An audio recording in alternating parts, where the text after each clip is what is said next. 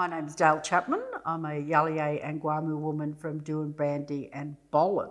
I grew up in that space only for like the first couple of years of my life, and my mum, dad and I would sleep in a little humpy on the Bolen River. Generally it was made out of whatever you could find, so it might be tin and logs and all sorts of stuff like that. So as time went on, we moved into a house, which was lovely.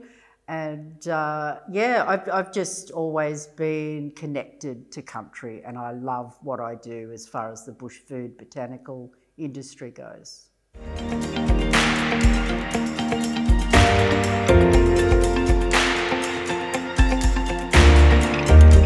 So I was born in Doonbrandy, which is Yalliay country, which is southwest Queensland, about 8-9 hours drive from here. It's a funny term what mob is, because mob is something that it was quite derogatory in its time. So you have a mob of cattle, you have a mob of sheep. And when Indigenous people were walking and travelling across their land, non-Indigenous people would look at them and go, oh, there's that mob, they're on the move. But we, as Indigenous people, we like to turn things around. And so we've embraced it as a word for us to go, well, that's us. We're a group of people, we're a mob of people. And how you're connected to your mob, We often say, oh, who's your mob? And you'll go, oh, well, I'm related to, the Weatheralls and the Smiths and Taylors and blah, blah, blah. Do you know Uncle blah, blah, blah? And that's just how we connect up. So that term mob was actually given to us in a derogatory form, but we turned it around. And now we, embrace it.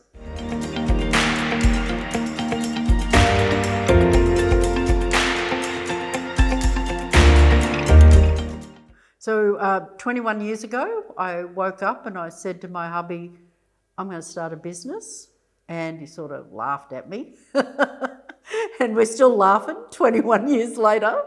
But the Dilly Bag came to me as in that both Aboriginal men and women and even children would carry that bag. So today, it's basically a shopping bag. So the dilly for me was how you would go gathering things, and how would I then put all these beautiful things into one. So when I first started, I'm a chef by trade, so 35 years in the industry. And that one morning when I woke up and said I'm going to start a business was how do I marry my contemporary training as a chef together with my knowledge of bush foods and my ancestry, my birthright. And that's when the Dilly Bag was born, basically, yeah.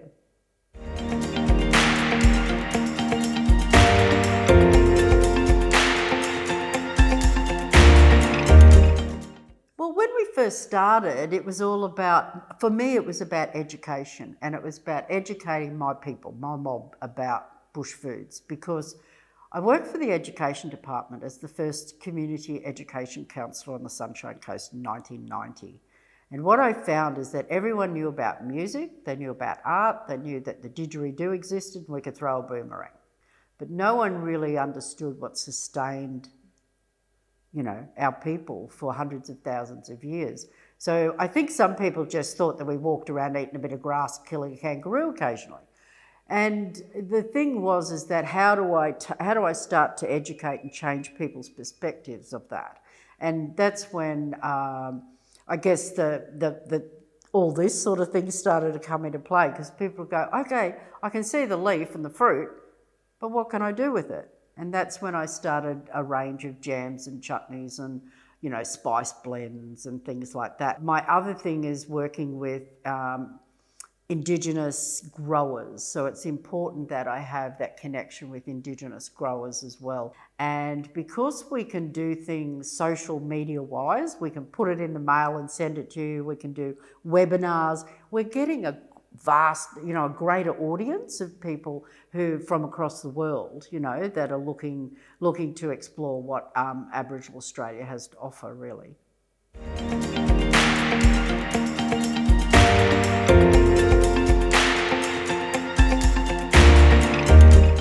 So I think for me, when I first started business, Aboriginal business, there wasn't many, right? So especially in the bush food line. So there were 5 Aboriginal women, and we know what's missing.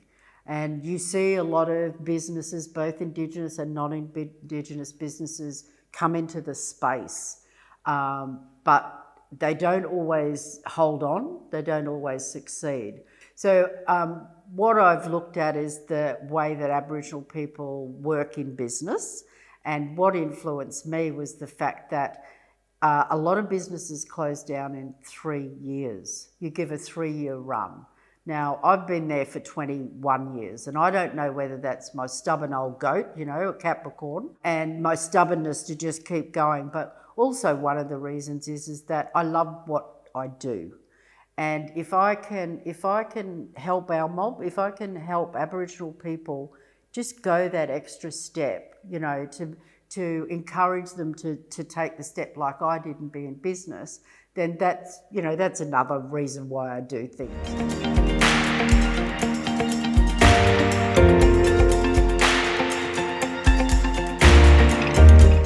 I think it's a unique space as far as you can come in here and you can ask me any question and I will try to answer it for you in a very relaxed, and comfortable setting. And I think that's just one of the things that we ooze is a friendliness here. Because I'll have people who'll pop in and, they're either know a lot about bush food or they know nothing.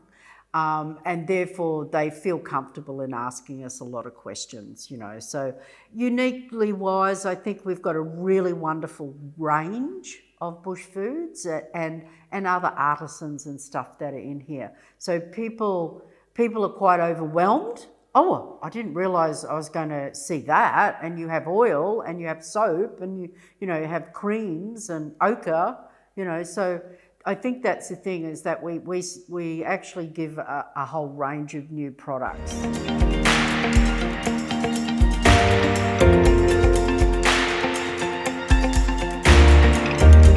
Well, you do a lot of this in my business as an entrepreneur. It's juggling. But I like to do it this way. So I like it when I can go, okay, between this time and this time, it's business. Between this time, it's family, and then community over here. So I think you've just got to break it down. What's the word? Decompartmentalise. And put it into little workable things like that. And sure, there's going to be a grey area, everything. But what I do for my family, for my business and for community is all one. I don't see it as too different. But every now and again, you do have to just take time to breathe, and you have to step back and have a look at what's around you, So for me, when someone called me an entrepreneur for the first time, I went, "Oh, am I?" Didn't even know that's what I was. I was just someone who cooked and did a few things. So it's interesting to hear that word in lots of ways, because then I started to think about it and I said, well, I do it, don't I? I've always got something on the go. And when it comes to bush food, I've got a finger, a toe and my tongue and everything in that one. So yeah, I just love what I do, and I hope that comes across to people, that, this is a wonderful journey that we're all on.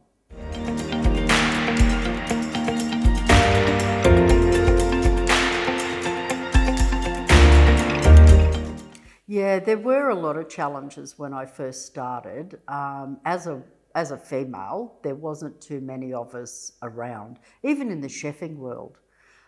So as I got into the business, I found very much the boys' club. And I can't put it any other way. Everywhere you went, there was men in the room, there was never any opportunity to actually meet up with women and discuss where we fit into the business. So that was one challenge. The other thing as a female, I think, is really being taken seriously. You know, they tend to just think that we are just mothers, you know, and housewives. And I think that's where you have to kind of draw a line and be firm about who you are as a businesswoman, and take the stand, yeah. When it comes to being an Indigenous woman, well, that's very interesting, because when you look at traditional life, Aboriginal women collected, you know, 90 to 95% of the food that came into the camp. So when I started getting into this area, I found my community, women in particular, were very proud. So yeah, I have a really great following with Aboriginal women, and women in general, really. You know, they're proud of what we do, and over the years, I think we've all started to say, look, we've got to stick together, because we are 51% of the world's population. So I don't understand why so many men are in power. And you know, hopefully in 30, 40 years' time, we'll change all of that, you know.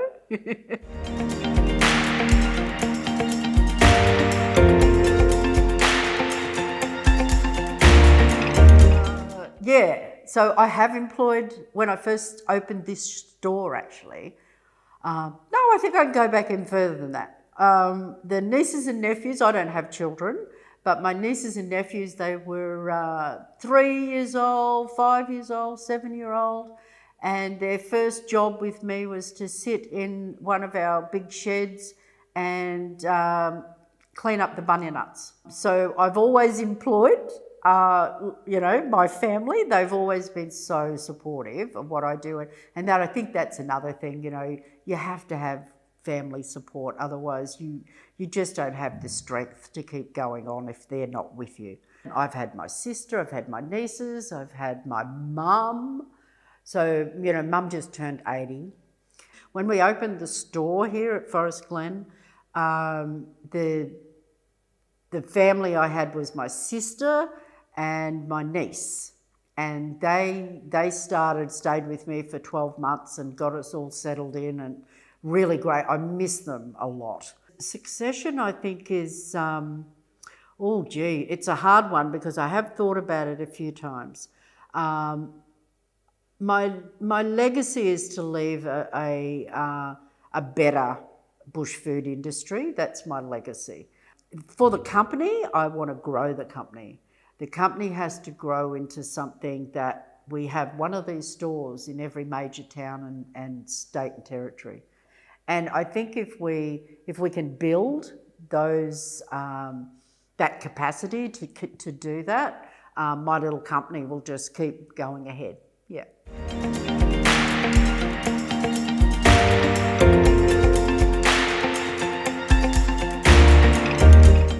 There's a couple of little things. You do need capital, like you need more than $300 to start a business, which is what I started on. But the main thing I felt was lots of things, like go around and ask lots of questions to other entrepreneurs. Go and rack their brain and get all the do's and the don'ts from them.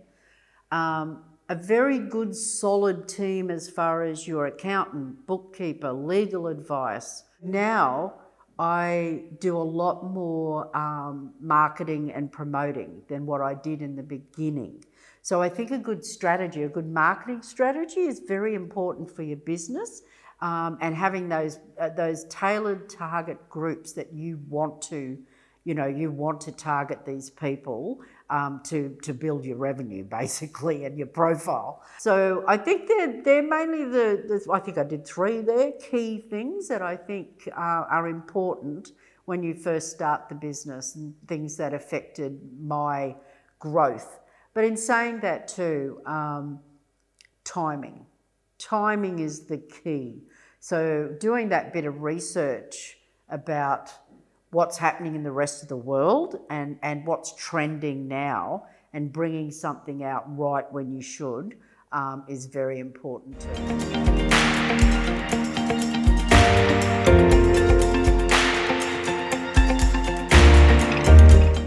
For me, bush food, there's no excuse not to have bush food in your pantry and on your plate at dinner time, breakfast, wherever, because we have the ingredient for you, you know. When I wrote the cookbook was something that really elevated where I was going. And I love that because a lot of people will say to me, oh, I've got your book and I use it. And I go, oh, do you? Because I've bought so many books over the years and it just sort of collects dust on the coffee table. I don't really look at it much. But my book is it's very interactive and it's easy. You don't have to be a cordon bleu chef, you know, to use the ingredients and make the dishes. Yeah.